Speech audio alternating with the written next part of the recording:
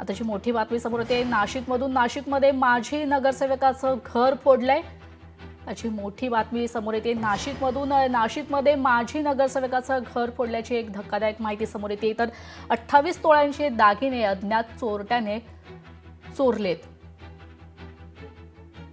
पोलिसांकडून पुढील तपास सुरू आहे। तर नाशिक रोडच्या शिकरेवाडी परिसरात शिवसेनेचे माजी नगरसेवक सुनील गोडसे यांच्या घरी चोरी झाल्याची धक्कादायक घटना समोर आली आहे। तर सुनील गोडसे यांच्या बंद फ्लॅटचा कडी कोयंडा तोडून अज्ञात चोरट्याने घरातून सुमारे 16.5 लाख रुपये किमतीचे 28 तोळ्याचे दागिने भर दिवसात चोरलेत। या घरफोडीने परिसरात भीतीचं वातावरण पसरले।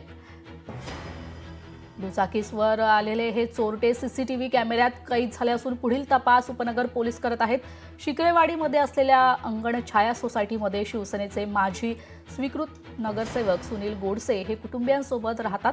मंगळवारी सकाळी ते आपल्या पत्नीला घेऊन नातेवाईकांच्या घरी धार्मिक कार्यक्रमासाठी गेले होते व त्यांचा मुलगा ओमकार हा कॉलेजला गेला होता। दुपारी तो घरी आला असता त्याला आपल्या फ्लॅटच्या दरवाजाची कडी कोयंडा तुटलेला दिसला। तसेच घरातील सामान अस्तव्यस्त होतं।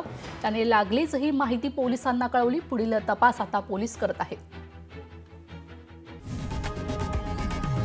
लोकशाही मराठी ऐका, पहा, जागरूक रहा।